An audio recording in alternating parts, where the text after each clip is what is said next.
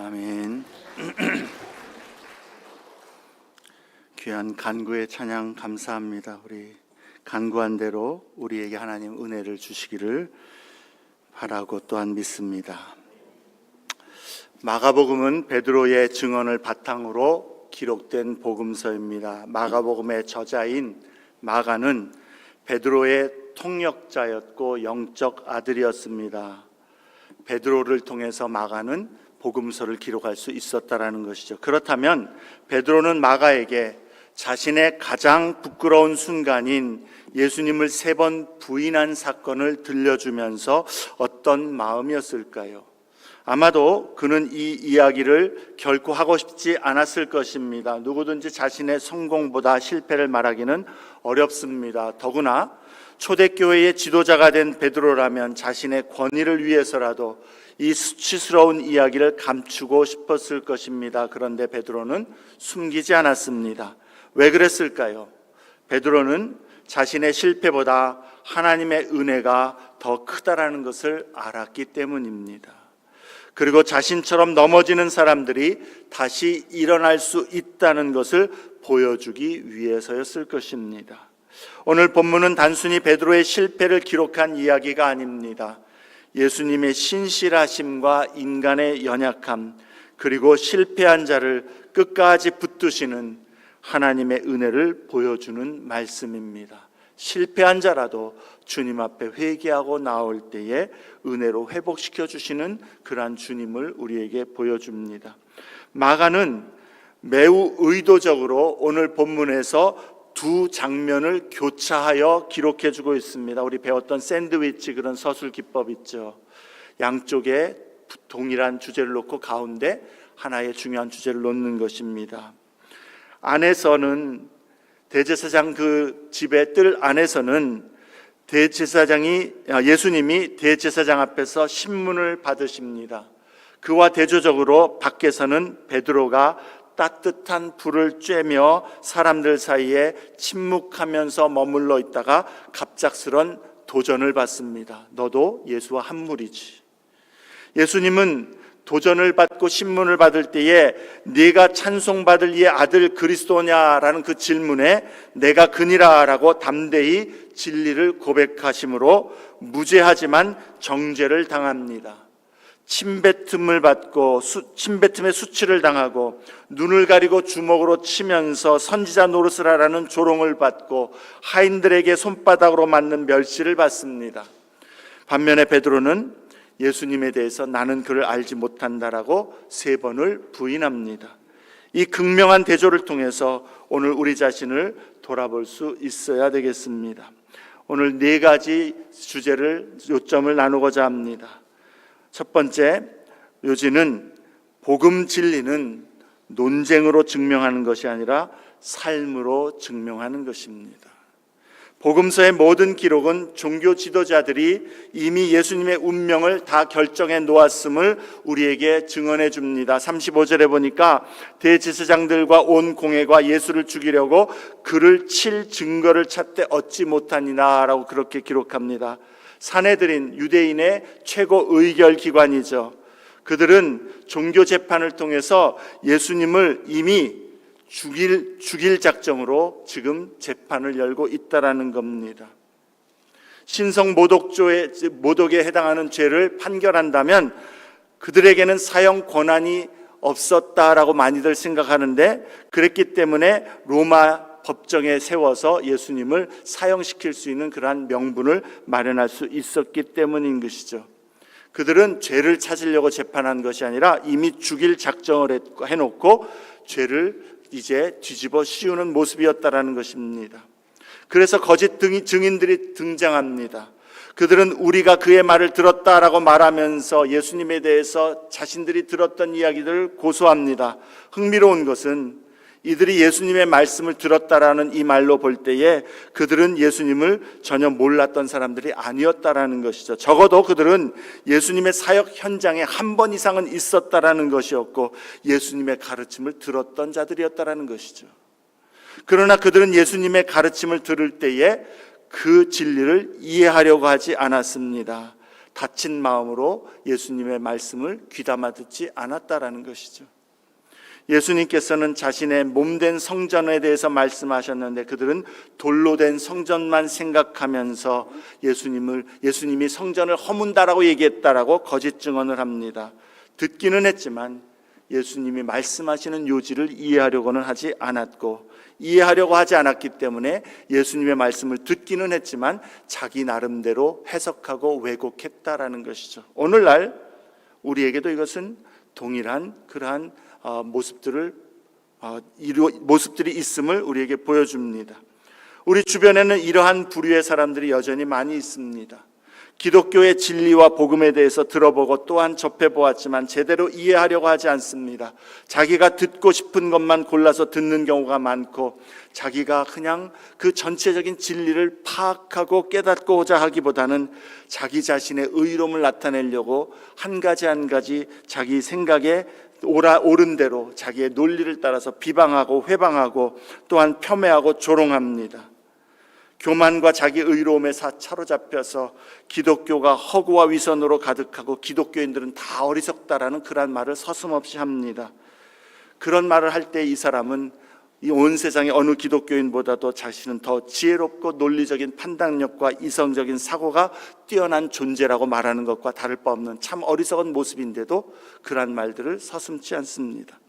자기 논리가 성경과 기독교의 모든 진리 위에 있는 듯이 그렇게 이야기하는 경우가 얼마나 많은지요. 기독교를 조롱하고 믿는 사람들을 비난합니다. 이럴 때 우리는 어떻게 해야 됩니까?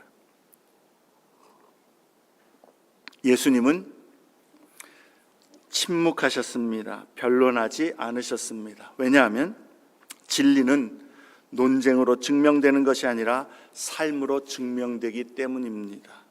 그들은 예수님을 정죄하려고 노력했지만 예수님의 진리에 따른 그 가르침과 삶은 어떻게 부정할 수도, 그것을 무엇라고 폄훼할 수도 없었다라는 것이죠. 그래서 그들은 여러 가지 거짓을 가지고 증언했지만 그들의 증언은 서로 일치할 수가 없었던 것입니다. 우리는 복음을 잘 설명할 수 있도록 훈련하고 준비되어야 마땅합니다. 그러나 우리가 모든 사람을 설득해야만 하는 것은 아닙니다. 혹은 모든 그리스도인이 논리적으로 복음을 잘 설명할 수 있어야만 전도할 수 있는 것은 아니다라는 것입니다. 가장 분명하고 모든 논리들 이해가 안 돼도 그 마음을 깨뜨리는 가장 큰 증거는 우리의 삶, 그리스도 때문에 변화되었고 변화되어져 가고 그렇게 그리스도를 섬기고자 하는 그러한 삶, 그것이 증거가 되는 것이죠. 그리스도의 진리 안에서 변화되는 모습, 주의 말씀을 좇아서 살아가려고 애쓰는 성도의 삶으로 복음의 진리를 증명하여야 하는 것입니다. 우리는 그러한 증인이 되기를 힘써야 하겠습니다. 두 번째로, 하나님은 우리의 마음을 보십니다. 거짓 증인보다 더 무서운 사람들이 있습니다. 바로 대제사장들을 비롯한 유대 종교 지도자들입니다. 그들은 모든 율법적인 절차를 신실하게 갖추고자 노력했습니다. 증인도 세우고 재판도 열고 하나님의 법에 맞는가 틀리는가 그것을 따집니다. 그래서 그렇게 겉으로 보기에는 경건한 사람들로 보입니다. 그러나 하나님은 절차보다 마음을 보신다는 사실을 그들은 망각하고 있었던 것이죠. 절차를 잘 갖추었다고, 성경적인 명분을 가졌다고, 혹은 모든 합법적인 범주 안에 들어있다고 해서 우리의 행하는 일들이 사람 앞에 옳게 보인다 할지라도 하나님 앞에서도 옳은 바 된 것이라고 생각해서는 안 된다라는 것이죠.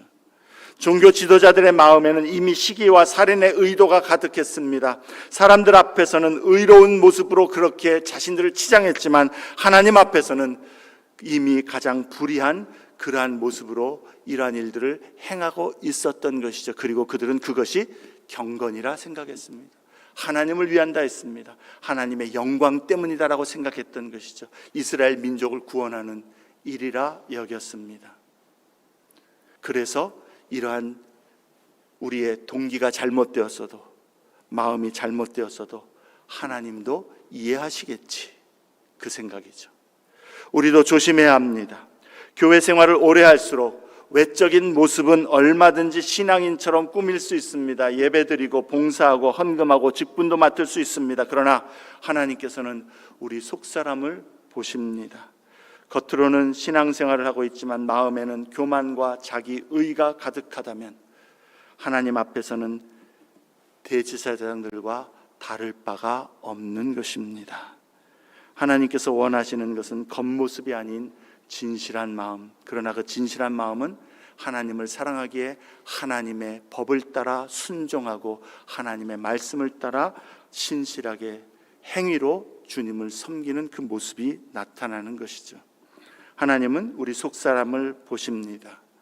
우리 믿는 자들은 우리 겉모양뿐만 아니라 오히려 더더욱 하나님 앞에 진실하고 정직한 신앙인, 그래서 하나님을 더 사랑하기를 원하고 하나님을 사랑하기 원하여서 하나님의 말씀을 붙들고 거룩과 경건으로 나아가기 힘쓰는 그러한 주님의 백성들이 되어야 하겠습니다. 세 번째로, 예수님은 진리를 위해서 자신을 내려놓았습니다. 그러나 베드로는 자기 자신을 지키려 했기 때문에 실패했다라는 것입니다. 그 극명한 대조를 오늘 본문은 보여주고 있다라는 것이죠. 대제사장이 예수님께 묻습니다. 네가 찬송받을 이의 아들 그리스도냐, 하나님의 아들이냐, 그리스도냐? 예수님은 분명하게 말씀하십니다. 내가 그니라. 이 한마디는 자신의 죽음을 확정하는 대답이었습니다. 조금만 돌려 말했어도, 침묵했어도 예수님은 위기를 피할 수 있었을지 모릅니다. 그러나 예수님은 진리를 타협하지 않습니다. 그리고 이어서 말씀하시기를 인자가 권능자의 우편에 앉은 것과 하늘 구름을 타고 오는 것을 너희가 보리라 선언합니다. 이 말씀은 단순히 당신이 메시아라는 선언뿐만이 아니라 지금은 너희가 나를 심판하지만 장차 내가 너희를 심판하는 날이 올 것이다라는 선언인 것이죠. 예수님은 죽음을 피하기 위해서 진리를 버리거나 타협하지 않으셨습니다. 오늘 우리의 삶에도 이러한 싸움은 날마다 있습니다. 생명을 위협받는 상황은 아닐지라도 세상은 우리에게 복음을, 주님을 향한 신실함을, 주님 앞에 참으로 충성된 삶의 모습을 조금만 타협하라고, 조금만 쉽게 하라고 우리에게 요구한다라는 것이죠. 베드로처럼 난 예수님을 모릅니다라고 부인하진 않을지라도 우리의 삶에서, 마음에서 조금씩 예수님을 부인하는 부분들을 우리는 끄집어내어 그 부분을 갖고 하나님 앞에서 바른 모습으로 세우기를 힘써야 한다는 것입니다. 예수님이 이렇게 담대하게 자신을 고백하시는 동안 베드로는 뜰에서 예수님을 3번이나 부인합니다. 그는 예수님을 사랑했습니다. 끝까지 따르겠다고 결심했습니다. 다른 제자들은 주님을 다 버릴지라도 나는 버리지 않겠습니다라고 그렇게 담대하게 말했습니다. 아마 그래서 다른 제자들은 도망했어도 베드로는 멀찍이나마 그래도 예수님을 쫓아온 것 아닌가 싶습니다. 그의 말은 거짓말이 아니었다라는 것이죠. 그는 진심이었습니다. 그런데 왜 실패한 것입니까? 베드로는 자기 자신을 의지했기 때문인 것이죠. 그는 다른 제자들보다 자신이 더 강하다고 생각했습니다. 다른 사람은 몰라도 나는 아닙니다. 이 영적 자만심이 그를 넘어뜨렸다라는 것이죠. 예수님은 겟세마네에서 3번이나 깨어 기도하라고 말씀하셨지만 베드로는 3번 다 그 말을 귀담아 듣지 않고 흘려버리고 잠들었습니다. 기도하지 않는 사람은 결국 자기 힘으로 싸우게 됩니다. 그리고 자기 힘으로 싸우는 사람은 영적인 싸움에 있어서는 반드시 무너집니다. 질 수밖에 없습니다. 우리의 싸움은 혈과 육에 대한 것이 아니요 영적인 싸움인데, 자기의 힘으로 영적인 싸움을 싸우는 사람은 그 영적인 힘을, 세상의 권세를, 마귀의 그 시험을 이길 수가 없습니다. 결국 베드로는 사람들 앞에서 내가 그 사람을 전혀 알지 못한다라고 이야기하면서 3번째는 저주와 맹세까지 하며 예수님을 부인했다라고 이야기합니다. 여기서 저주했다라는 말에 목적어가 나오지 않습니다. 그래서 어떤 신학자들은 자기를 저주했다라고 이야기합니다. 내가 예수님과 한 도당이라면, 그와 함께 있었던 사람은 내가 하나님 앞에 벌을 받아 마땅하지, 하나님이 내게 저주를 내릴지어다 그렇게 말했을 것이다라고 생각합니다. 그러나 마가는 이것을 애매하게 이야기한 것으로 예수님을 저주한 것도 가능성으로 우리에게 보여준다라는 것이죠. 예수님을 부인하는데 어쩌면 베드로는 예수님을 저주하면서 부인했을지도 모릅니다.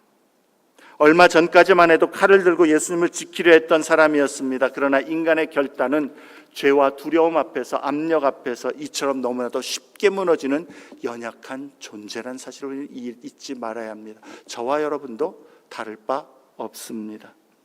사랑하는 여러분, 우리는 과거 초대 기독교인들과 같은 그러한 고난과 핍박은 당하지 않을지라도 언제 우리에게 우리의 믿음을 타협하라고 혹은 그 믿음을 잠시 접으라고, 생명을 위해서, 생계를 위해서 믿음을 좀 뒤로 하라고 하는 그러한 도전들이 찾아올지 모른다라는 것이죠. 혹시 또 알겠습니까? 성경에는 큰 예수님이 오시기 전에 큰 환란이 있을 것을 이야기하는데, 예수를 믿으면, 예수를 믿는다고 한다면 당신의 모든 것, 재산, 그리고 모든 삶의 일들, 심지어 생명까지도 빼앗겠다고 한다면 여러분은 어떻게 하시겠습니까? 그 도전 앞에서, 그 위협 앞에서 난 그래도 예수를 포기하지 않겠습니다라고 말할 그러한 믿음의 각오가 있습니까? 아멘. 나는 부족하여도, 나는 연약하여도 성령의 은혜로, 성령의 도우심으로 하나님 나를 붙들어 주시면 나는 결단코 주님을 부인하지 않겠습니다라는 고백이 우리의 고백이 되어야 할 줄로 압니다. 잠시 그냥 목숨만 구하고 또 나중에 예수 믿으면 되지. 하나님은 중심을 보신다고 그랬죠. 이미 그 마음에는 예수가 여러분의 진정한 구주로서 여러분 마음 보좌에 한 번도 계시지 않았기 때문일 것입니다. 사람이 온 천하를 얻고도 자기 목숨을 잃으면 무엇이 유익하리요?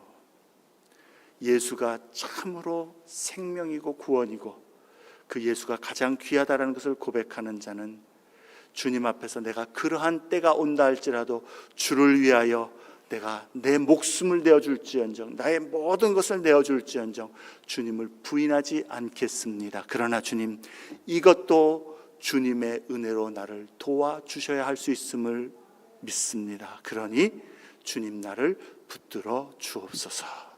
이것이 우리의 고백이 되어야 할 줄로 압니다.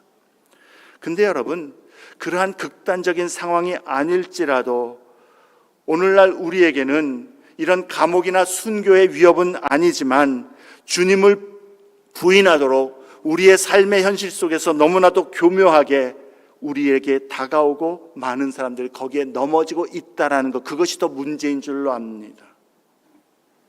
예를 들면 직장에서 신앙을 숨깁니다. 식사 기도를 해야 하는데 사람들의 시선 때문에 하지 못합니다. 교회 다니세요라는 질문을 받으면 괜히 머뭇거립니다. 괜히 이야기했다가 내가 손해볼까 봐. 또 누군가 기독교는 다 위선이다, 예수 믿는 사람들 다 똑같다라고 말하면 틀렸다라고 싸우지는 않더라도 저는 예수님을 믿는 자들입니다, 그 말이 거북합니다라는 말조차 하지 않습니다. 사람들의 시선이 두렵기 때문이죠. 어떤 때는 복음을 또 희석하기도 합니다.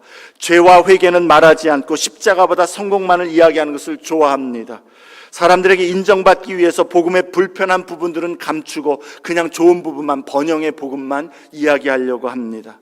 또 우리의 삶으로 예수님을 부인하기도 합니다. 정직하면 손해볼 것 같아서 거짓말을 하고, 승진을 위해서 양심을 양보하고, 사람과의 관계가 깨어질까 봐 죄를 묵인하고, 결국 예수님보다 내 안전, 내 평판, 내 성공을 더 붙드는 것, 그게 예수님 부인하는 것이죠. 베드로는 예수님을 미워해서 부인한 것이 아닙니다. 베드로의 가장 큰 잘못 두 가지는 예수님보다 자기 자신을 지키기 원했기 때문인 것이고요, 그 다음에 예수님을 의지하지 않고 자기 자신을 의지했기 때문인 것이죠. 오늘 본문은 우리에게 묻습니다. 당신은 결정적인 순간에 그것이 우리의 일상이든 아니면 아주 극한 상황이든 결정적인 순간에 무엇을 지키려고 하는가? 예수님인가? 아니면 예수님 이외에 나의 무엇인가? 그것 보면 우리의 답은 명확하게 나오는 줄 압니다. 베드로가 실패할 수밖에 없었던 것은 그는 자신의 힘, 자신의 결단, 자신의 의지와 능력을 의지했기 때문입니다. 그러나 여러분, 성경은 분명히 말합니다. 하나님을 떠나서는 우리가 아무것도 할 수 없다라는 것이죠. 우리는 주님을 의지하고 인정해야 합니다. 예수님이 그러셨던 것처럼 예수님이 하나님의 아들이기 때문에 신적인 능력으로 이긴 것이 아니라 한 인간으로서 그 시험과 고난과 죽음 앞에서도 그가 이길 수 있었던 것은 매 순간마다 아버지 하나님께 자신을 맡겨드렸고 하나님을 의지했기 때문입니다. 오늘도 우리에게 승리의 비결은 다르지 않습니다. 날마다 우리의 길과 일들을 주님께 맡기고 주님을 의지해야 하는 것이죠. 오늘날 교회와 성도들은 점점 하나님을 전적으로 의지하기보다는 세상이 의지하는 것들, 세상이 인정하는 능력을 소유하고 그것들로 하나님의 일들을 하고자 하는 유혹을 많이 받고 또 그렇게 쫓아가기가 쉽습니다. 그러나 우리의 힘과 능력은 예수님의 말씀에 순종하고 예수님을 따르는 것입니다. 심지어 그 순종이 교회에 어려움을 가져오고 어떤 갈라짐을 가져온다 할지라도 주님께 순종함이, 주님을 따름이 승리임을 우리는 기억해야 하는 것입니다. 주 하나님께 온전히 맡기는 것이 능력입니다. 하나님은 자신을 의지하는 것을 철저히 부정하고 하나님께 온전히 의지하는 자에게 오늘날도 은혜와 능력을 베풀어 주십니다. 세상과 마귀와 우리 안에 있는 죄의 능력은 우리가 생각하는 것보다 훨씬 강합니다. 우리의 힘으로는 도저히 감당할 수 없습니다. 그래서 자기를 의지하는 자는 넘어지고 실패합니다. 그러나 약할지라도 주님을 의지하는 자는 일어서고 승리하게 됩니다. 아무리 나에게 무엇을 나를 보호할 수 있는 것이 아무것도 없어도 주님을 의지하는 자는 강한 성과 같은 주님의 피난처 안에서 보호를 받을 것이요, 나의 삶의 모든 보호 장치들을 다 마련했다 할지라도 주님을 떠나는 자는 그 모든 장치들이 소용없게 됨을 경험하게 될 것입니다. 자기를 의지하는 자는 넘어지고 실패하게 될 수밖에 없습니다. 마지막으로, 그러나 실패는 끝이 아니다라는 것이죠. 닭이 두 번째 울었을 때 베드로는 예수님의 말씀이 생각났습니다. 그리고 밖에 나가서 심히 울었다라고 이야기합니다. 그 눈물은 절망의 눈물이 아니라 회개의 시작이었던 것이죠. 그 마음에 참으로 내가 어떻게 이러한 실패를 하였는가, 마음에 정말로 하나님 앞에서 통회하며 자신의 부족함 때문에 눈물을 흘리며 주님을 그렇게 등진 것에 대한 회개의 눈물인 것이죠. 예수님은 이미 이 실패를 알고 계셨습니다. 그래서 제자들이 다 흩어질 것들을 말씀하시면서도 약속하십니다. 내가 살아난 후에 너희보다 먼저 갈릴리로 가리라. 우리 예전에 한번 들으셨죠? 갈릴리로 가리라, 갈릴리로 너희를 인도하리라라는 의미다라고 이야기했습니다. 예수님은 주님의 백성들을 보시면서 그들의 실패 가운데 여전히 은혜로 그들을 붙들어 주시기를 원했다라는 것이죠. 그리고 그 주님의 붙드심에 우리가 그 붙드시는 은혜를 경험할 수 있는 그 길은 회개인 것이죠. 회개로 은혜를 우리는 나의 것으로 얻을 수가 있는 것입니다. 주님은 베드로를 갈릴리에서 만나셔서 이름을 불러 따로 그를 불러내십니다. 주님은 실패한 제자들을 버리지 않으셨습니다. 베드로를 만나셨을 때에 똑같이 3번 물으십니다. 네가 나를 사랑하느냐? 3번의 부인에 대한 3번의 사랑 고백으로 회복시켜 주시는 것이죠. 그리고 말씀하십니다. 내 양을 먹이라. 사명을 다시 맡기시는 것이죠. 하나님의 은혜로 회개한 자에게 실패까지도 주님은 품으시고 다시 주님을 향하여 나아갈 수 있는 힘을 주시고 회복을 주시고, 그리고 주님이 또한 기뻐하시는 일들에 헌신할 수 있도록 북돋워 주신다라는 것입니다. 이것이 복음입니다. 아마 마가복음을 읽던 로마 교회의 성도들 가운데에는 아마 네로 황제 때 핍박이었을 때가 기록한 때가 아마 그 이전으로 생각하는 사람들도 있지만 그 네로 황제의 핍박 때에 마가복음이 기록되었다라고 그렇게 주장하는 학자들도 많습니다. 만약에 그때에 기록되었다면 그 핍박 때문에 예수님을 부인했던 사람들도 있었을 것입니다. 그들에게 베드로의 이야기는 위로였습니다. 그리고 우리에게도 위로가 됩니다. 베드로와 같은 잘못도 회복되었다면 나도 회복될 수 있다. 우리가 어떠한 모습이든지 회개와 믿음으로 예수님 앞에 나오는 자에게 주님은 회복과 구원의 은혜, 돌보심의 은혜를 베풀어 주신다라는 복음인 것이죠. 말씀을 맺습니다. 오늘 본문은 우리에게 두 가지를 동시에 가르쳐 줍니다. 하나는 경고입니다. 자기를 의지하는 자는 반드시 넘어진다. 아무리 뜨거운 결심도 하나님의 은혜 없이는 끝까지 지킬 수가 없습니다. 둘째는 위로입니다. 실패한 사람에게도 주님은 다시 찾아오십니다. 회개의 눈물은 끝이 아니라 회복의 시작이 될 수 있다라는 것이죠. 우리 모두는 베드로처럼 크고 작은 일의 실패를 경험합니다. 그러나 우리의 소망은 우리의 믿음의 강함이 아니라 끝까지 우리를 붙드시는 예수 그리스도께 있습니다. 그리고 그 예수의 은혜를 우리는 의지하기 때문에 오늘도 나 자신을 의지하기를 거부하고 주님 앞에 우리의 삶을 맡기면서 주님 앞에 신실한 모습으로 서기를 원하는 것이요, 실패했을 때에는 다시 회개하고 다시 일어나 주님 앞에 우리 자신을 맡기면서 겸손한 마음으로 주님을 따라가기를 원하는 것입니다. 주님은 실패한 제자를 버리지 않으십니다. 우리가 그 은혜를 의지하여 주님 앞에 다시 돌이켜 믿음으로 나아가면 주님은 우리의 약함을 통해 하나님의 능력을 나타내시고 넘어졌던 자리에서 다시 일으켜 세우시는 분이십니다. 그러므로 우리가 어떠한 모양 가운데 있든지 바울의 고백을 우리의 고백으로 삼아 날마다 그렇게 주님 앞에 설 수 있기를 힘써야 되겠습니다. 바울의 고백, 내게 능력 주시는 자 안에서 내가 모든 것을 할 수 있느니라. 기도하겠습니다.